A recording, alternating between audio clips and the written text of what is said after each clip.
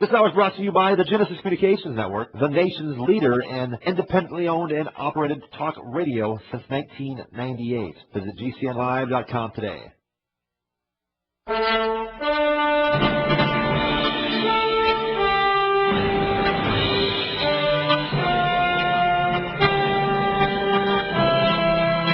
Welcome back to Shattering Myths. We're using the story of the release of Sergeant Bergdahl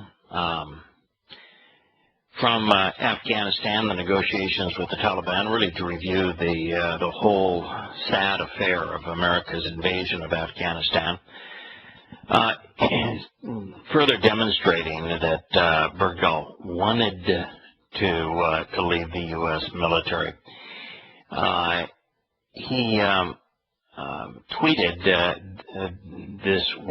the weekend before he disappeared, according to one of his closest comrades there in Afghanistan, that if deployment is lame, I'm going to get lost in the mountains and make my way to China.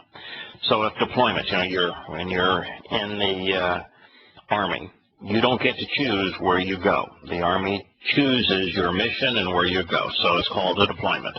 So if the deployment is lame, I'm going to get lost in the mountains and make my way to China.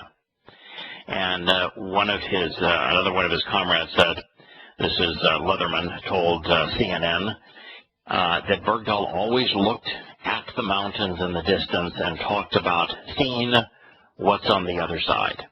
He simply walked off.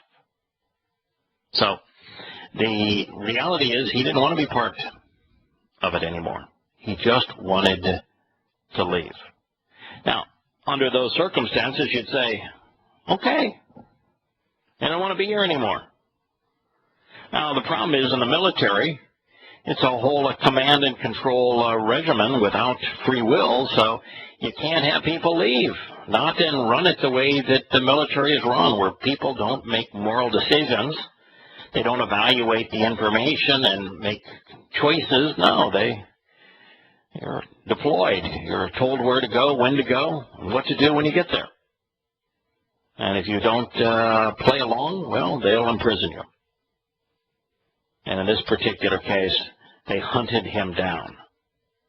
But they didn't get him. After losing 5 more American lives, they failed in the mission to recapture him. And so why now would you trade him for Taliban officers? I mean, the 5 guys that were released, I mean, it's a Taliban dream team. Why would you trade this American who deliberately, on his own accord, walked away for that? That's easy. Go ahead. Oh, yeah, well, it's very simple. If things get too quiet, so as to justify the pulling out of American troops, well, that's not good if you want to keep troops there. So if you plant several more rabble-rousers back within the culture, and they can, start killing people again and making trouble, well, then you have a reason to stay. So, by getting Bergdahl back and planting these guys in there, you kind of ensure that a little more chaos is going to ensue, and then you have a justification for remaining. Yeah, that's actually what I don't think is the actual reason. It's plausible. Okay. It's plausible. So I'm not disagreeing with you. I just think that there is another reason. Well, I don't think Bergdahl was hemorrhaging information because I don't think he had that much information. Oh, no, he was not. No, that's not the reason. No, he had no information. Sounds like you saw Rambo one time too many. Rambo walking off into the jungles of, how we live, John, day by day. Heading up to the mountains, According to the Taliban, they found him drunk under some bush someplace, and that the Taliban said, yeah, he had a fine time with us. He loved green tea. We gave him green tea. He liked vegetables more than meat, so we gave him vegetables, and he wanted meat a couple of times a week. We gave him meat a couple of times a week. He loved to play badminton, so he taught us all how to play badminton. We played badminton with him. He learned the local dialect and became quite fluent. They traded religious ideas. He celebrated Christmas and Easter, and he considered their religious, considered Islamic traditions. And they had a grand old time together. So that's his Club Med Afghanistan. Club Med Afghanistan. In fact, the pictures of him, he's in casual Afghani attire. He is actually not in Afghanistan. He has been in Pakistan this whole time. I'm sure that his mom and dad want him back. And I'm sure that he probably got tired of playing badminton and with his limited wardrobe. But he was not a prisoner of war in any reasonable sense. Okay, well, two things. Number one, you finished why they wanted them back, but also... I didn't answer that. Yes, I didn't answer that. Before we do that, I have one other question. Is there anything about which this guy was not naive? He was naive about entering the military service. He was naive about marching off the base. Does this kid have any sort of worldview premises that were realistic? The intelligence level, and by the way, this man did appear to have a conscience, so he understood what was going on. So I don't want to diminish that aspect of it. But he was naive. But it's easy to be naive in a culture that promotes political correctness and promotes propaganda, selling those who march off to war as heroes, and so it's very easy to be in that situation. I actually credit him in the sense of he exercised good judgment. Now, this is the reason the administration negotiated his release. It had nothing to do with him. He was irrelevant to the whole picture. And by the way, what I'm going to say now happens to be the administration's own appraisal of why they negotiated his release, having nothing to do with him, having entirely to do that the United States began this project to leave Afghanistan with some semblance of honor and dignity, and began with Clinton and Obama this idea that any straw that we can hold up and say, see, we completed the job, was going to be sufficient. So they came up with this idea of in fact, Hillary has affirmed this, that the idea was if we could just get the Taliban to renounce international terrorism and al-Qaeda, that would be the goal in itself, and that would be considered sufficient. Hillary has admitted that. That was their goal. So all you need is the Taliban to say, we're no longer eating monkey brains while drinking a fine Chianti. So that was it. But the problem was that the Taliban said no, that we don't want to negotiate to the terms of the American withdrawal. We don't want to. And so when we were having these negotiations with the Taliban in Qatar, and the Taliban finally said, no, it's not in our interest for you to leave. We don't want to negotiate your departure, even if all we have to say is no more monkey brains. We don't want you to leave. And so the United States was frustrated. They didn't understand why they wouldn't, just admit to this one small request, and then that we would leave and they could have their country back. And it's because they don't want us to leave. So the reason, so Bergdahl had nothing to do with it, except he was the only quote unquote prisoner of war. He's not a prisoner of war; he's actually a hostage. And the thing that Obama wants to do is he wants to close down Gitmo. And so he was looking for, and they admitted it, they were looking for a way to re-engage the Taliban in discussions. And so the Taliban said, we're interested in a hostage exchange. The Taliban came to the White House and said, we, through Qatar, and said, we have a hostage, we'll give you the hostage. Here are the detainees that we want in return. And the administration, knowing they wanted to close down Gitmo anyway, the administration now saw it as an opportunity to re-engage the Taliban in discussions because they were asking so little that they felt for sure if they could engage them in discussion, the Taliban would agree and America could leave Afghanistan with honor.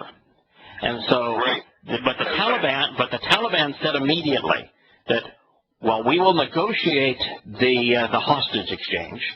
We will not negotiate the peace.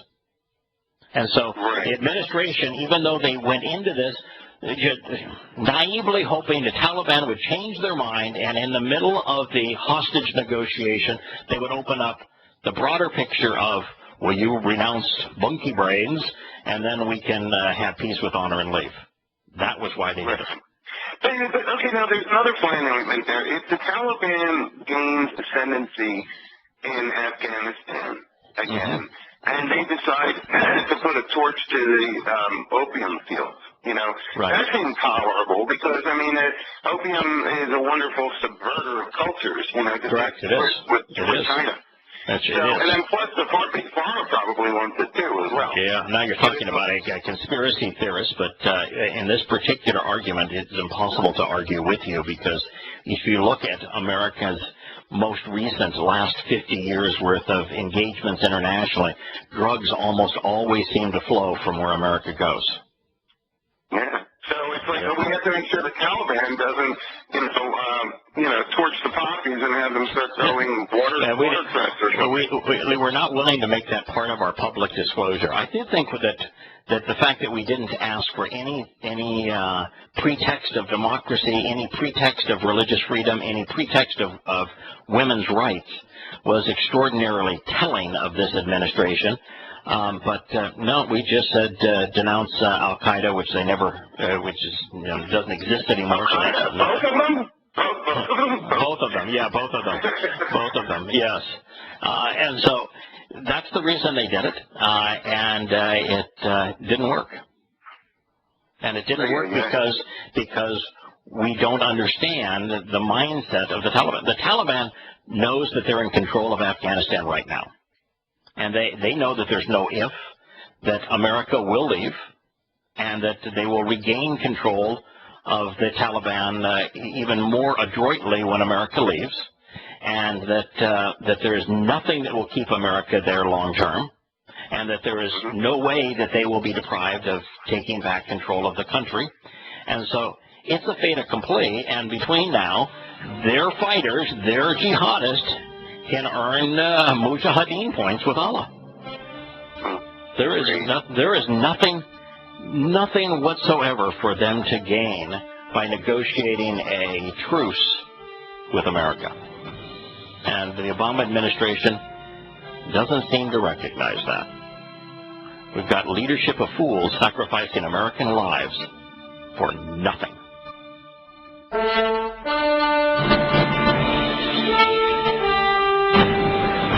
Welcome back to Shattering Myths. The story reads, he just walked off. He left his guard post. No one knows if he defected or if he's a traitor. What I do know, this is one of the soldiers reporting, is that he was there to protect us. Instead, he decided to defer from America and go and do his own thing. I don't know why he decided to do that. But we, this says spend, it might maybe meant to say spent, so much of our resources, and some of those resources were soldiers' lives. You notice he didn't say to rescue him. We spent resources, and some of those resources were soldiers' lives. He knows that the right line is capture him because he went AWOL. He either defected or he was derelict in his duty. And so their goal was to capture him. He doesn't want to say that because that's the very thing that he has a non-disclosure agreement about, as to what the mission really was. On August 18, 2009, Staff Sergeant Clayton Bowen and PFC Morris Walker were killed by an IED in search for Bergdahl. Staff Sergeant Kurt Curtis was killed on August 26th.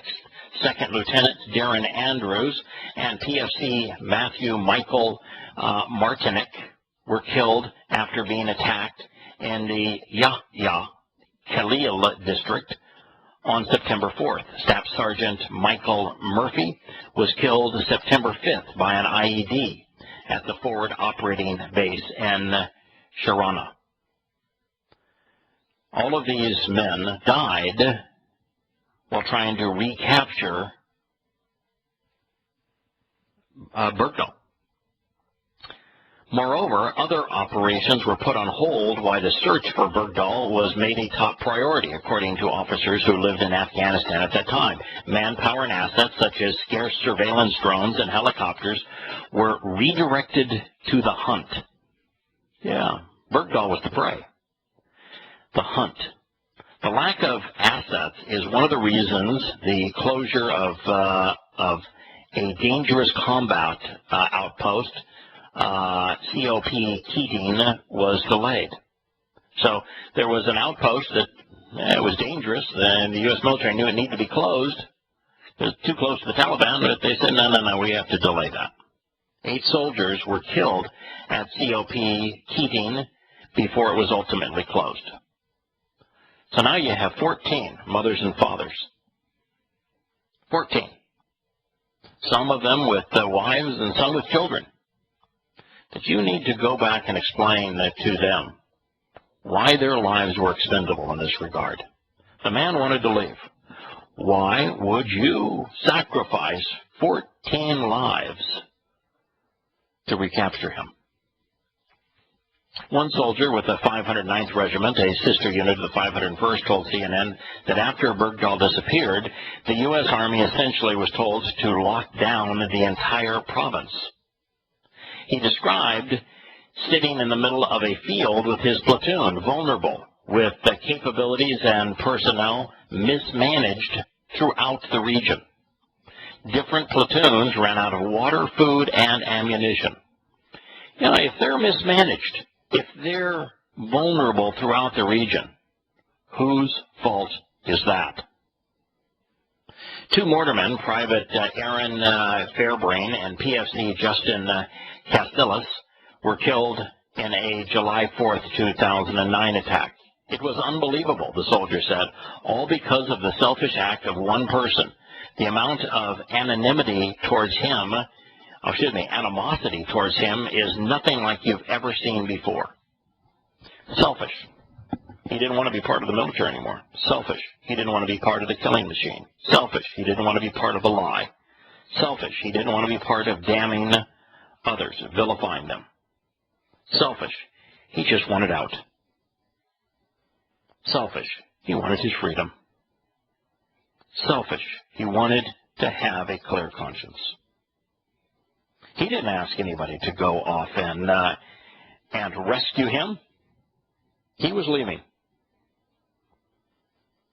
They went off and tried to capture him, and they sacrificed what now is almost 20 lives trying to capture him.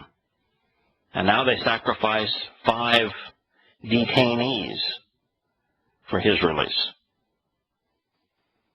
There's something really stinky. I mean, this is really, if you ever wanted a bad story, if you were President of the United States and wanted to have a story not associated with you, this is the one. The only way you can lead a story like this, and the President was out today even saying how proud he was and how it was the right thing to do. The only way you would have a story out like this is to be convinced that the average person was too dumb or too bored to understand it.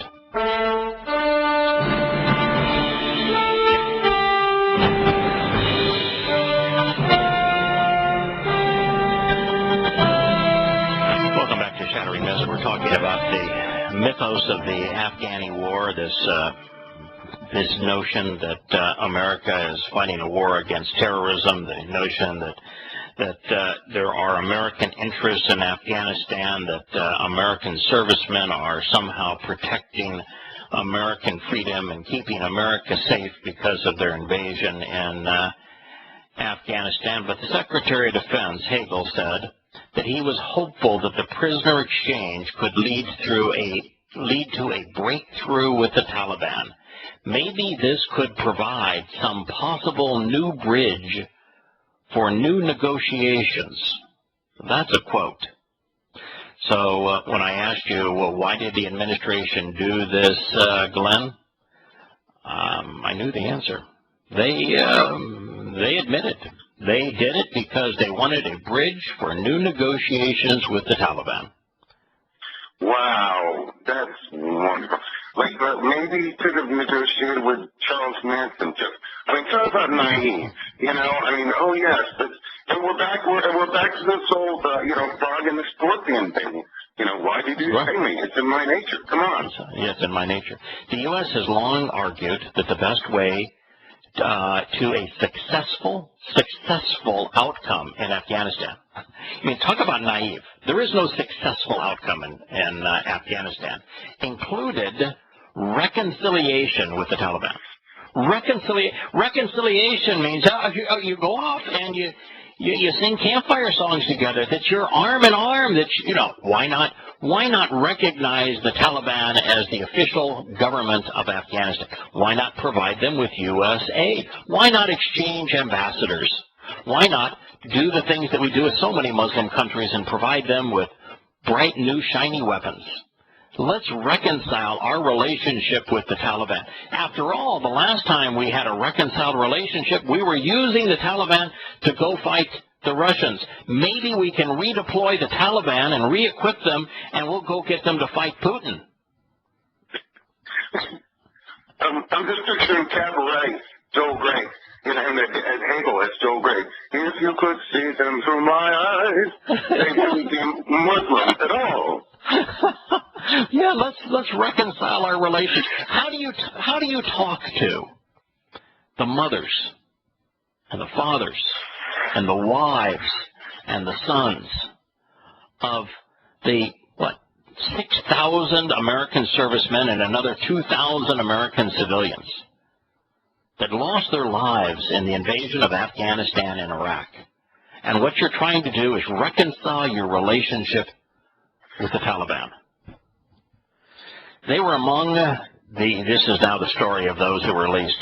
They were among the Taliban's most influential commanders, 5 men whom the United States removed from the battlefield. One of the freed men was the head of the Taliban's army. Another has been implicated by the United Nations for killing thousands of Shiite Muslims.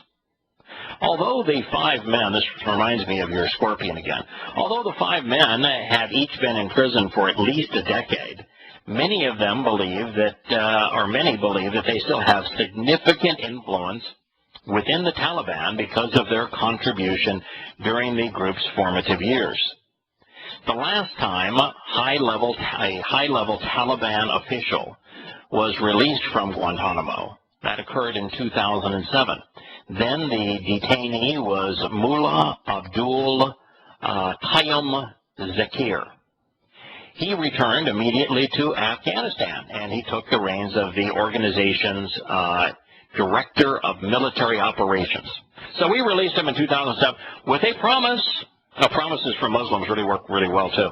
From a promise that I won't go back to being a terrorist, and he immediately resumed his title as Director of Military Operations for the Taliban. Now, like Zakir, the 5 detainees that were released on Saturday and handed over to the Qatari government, which is a story all in itself, had formal government jobs when the Taliban ruled Afghanistan. They were politicians. They held civil service jobs, all of them. They were civil servants within the Taliban government. And yet now they're going to have a vacation in Qatar, 1 year in Qatar, with a promise that the Qatari emir is going to look out for them.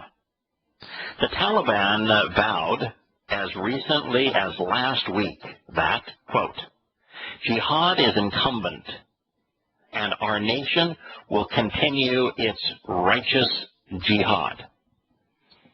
Jihad is incumbent, and our nation will continue its righteous jihad. Jihad is the stinger of the scorpion. Right. It's its means to life. Can one really be a civil servant when one is almost utterly lacking in civility? And when serving is killing thousands of others, is that really service? Right. Right. Well, yeah, it's absolutely crazy. One thing I want to point out about Bergdahl, yes. It doesn't sound like, I'm not sure whether or not his objections to his deployment, like it's kind of like, oh, well, man, like if this is a drag, I'm just going to go on vacation to the mountain. Or was he actually morally conflicted? Because in such cases, if a soldier or, member of the military goes to the chaplain, I happen to know of someone who ended up leaving Ranger School. I mean, he was naive, young guy, super fit and everything. Right. All wanted to be an airborne ranger. And actually, at the point of being in Ranger School, ended up going to the chaplain. And who actually, this guy who clearly was not philosophically inclined at all. He was just, brainwashed by the recruitment propaganda. Right. He found himself coming upon moral objections actually in Ranger School, approached the chaplain, and it was eventually discharged with, I believe, an honorable discharge because he managed to convince the chaplain and the shrinks and whomever else he needed to convince that his misgivings were genuine. And in spite of the contractual obligations and oaths, he was released. Yeah, they also don't give you an honorable discharge, then they give you a discharge. But it's usually might be neutral. They just give a neutral discharge. Well, that one line, isolated from the context of everything that he said to others and what he wrote to his parents by email, would give you the out of context the possibility of assuming, well, man, this could be really boring, so like I'm going to take off and risk my life if the next deployment is boring. It's not a doesn't sound very plausible. It's not plausible out of context, and in context it's impossible. Because he said this, and what we're doing here is a pile of lies. It's reprehensible. It's disgusting. I don't want to be part of this horrible, embarrassing situation anymore. Do you think he accurately weighed the implications of his decision before deciding, like you could have done when you're having good judgment? Do you think I'm not sure this young, naive kid was capable of actually cogitating the implications of about what he was about to embark on when he left. Well, all of his comments that he wrote to his parents suggest that he did. He knew the risk he was taking. Okay, well. Yeah, I mean that's what his letters to his parents said, that he had a bout of conscience, that his conscience, his morality would not allow him to continue to promote the lies, to damn others, to promote what he knew was clearly wrong.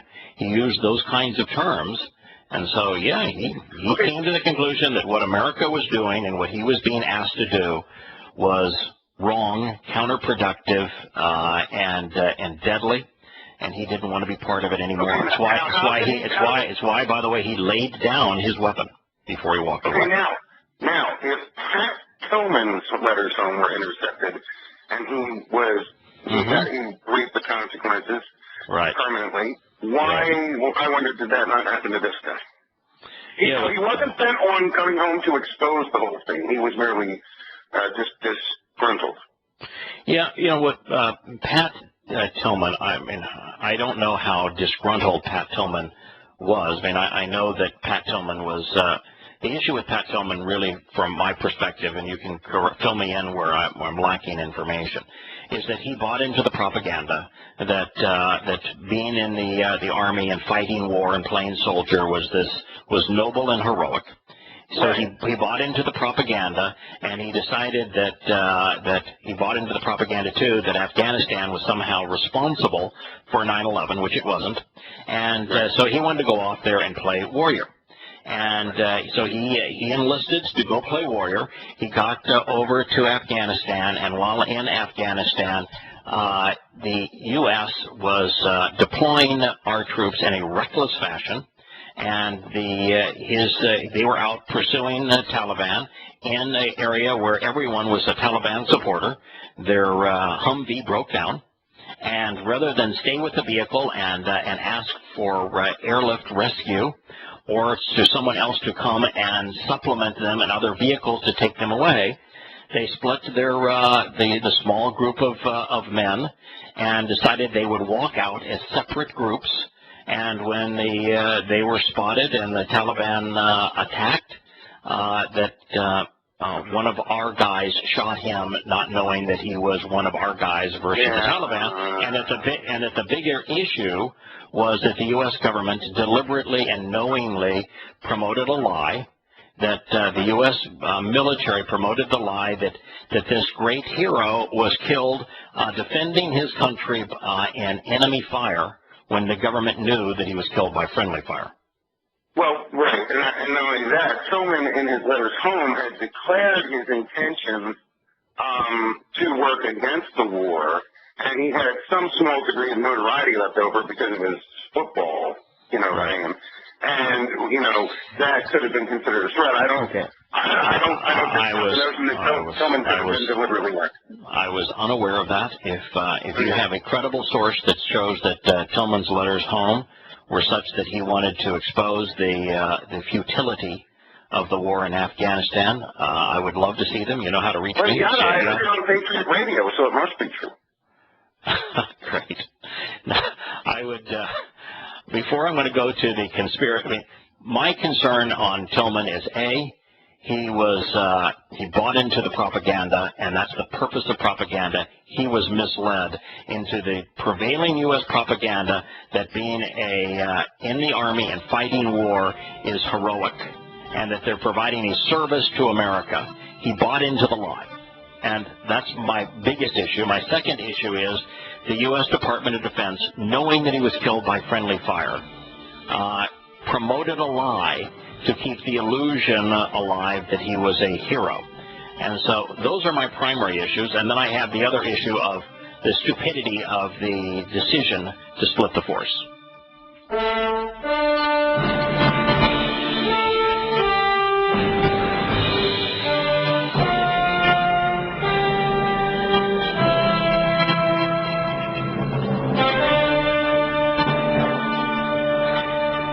Glenn, in the last segment, brought up Pat Tillman and the idea that he may have written the letters home protesting the war. There's a lot of websites that show Americans guarding poppy fields where opium and heroin are produced, and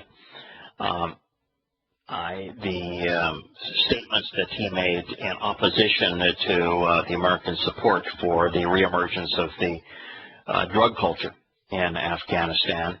And so what I'd like to do, Glenn, that is really, most of the sites that present the conspiracy that Tillman was deliberately killed as opposed to killed by friendly fire are not credible. But that doesn't mean that every site isn't credible.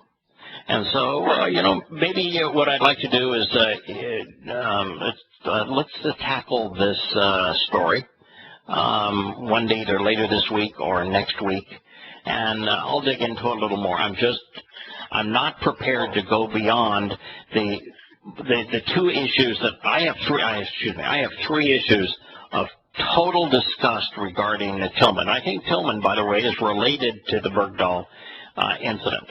And my issues are that he bought into propaganda, and that's what I'm trying to encourage people on this show, not to buy into this propaganda that it is heroic to be a soldier and that soldiers are defending American freedom and that we ought to go off to war to take it to the bad guys that want to kill us. Well, I made that decision in 1979 after a year and a third of having my education paid for at enormous state university by the Air Force. I left my scholarship, offering to pay it back because, I realized I was a naive kid and I was enamored of the idea of the planes and the flying and all that kind of stuff. But I remember one day when my colonel walked in and wrote the term vital interest on the board and, asked people to define vital interest, and I defined it as, something that one finds essential for life. And he defined it as something for which one was willing to die, and then I realized I wasn't on the same page. Wow. And, and I thought, and I began to realize I was barking up the wrong tree. And so ended up walking there was nothing in Afghanistan or in Iraq that was in the vital interest of America. Nothing. Yeah. And yet, I would define, based upon the military, vital interest. By the way, I would have defined it the same way you did. But from a military perspective, it's really not something for which someone is willing to die. It is something for which someone is willing to commit others to die. Well, that's the George Patton line. I used to make the other poor dumb son of a bitch die for his No. He's not talking about, well, in the military point of view, a vital interest, if it's determined that it's in the U.S. vital interest, they're willing to send you and me and others out to die. Right. And so it's what is worth sacrificing American lives. And a vital interest is defined as that which is worthy of sacrificing American lives. There was nothing in Afghanistan and nothing in Iraq that was worth sacrificing American lives.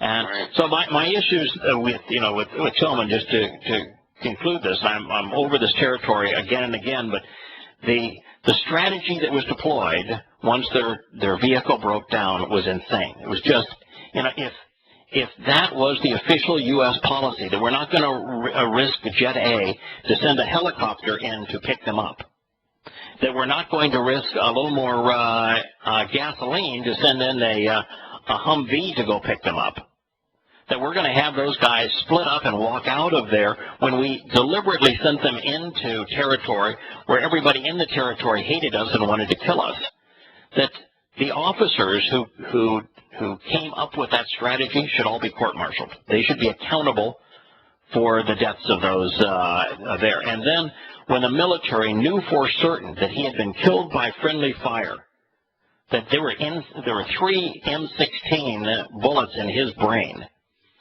and that they knowingly promoted the lie to his parents and to the world that he had died a war hero to be celebrated, and they maintained that with a deliberate stream of lies for 3 weeks. It tells you you can't trust the U.S. military. When you sign up, you are completely theirs. They own you, and they will lie rather than tell the truth. And they will do it often and deliberately and knowingly, and they did it in the Tillman case. So even if we don't go to that next step, which I'm willing to explore, which is that he was deliberately killed, boy, this is enough to keep you out of the military. Should be.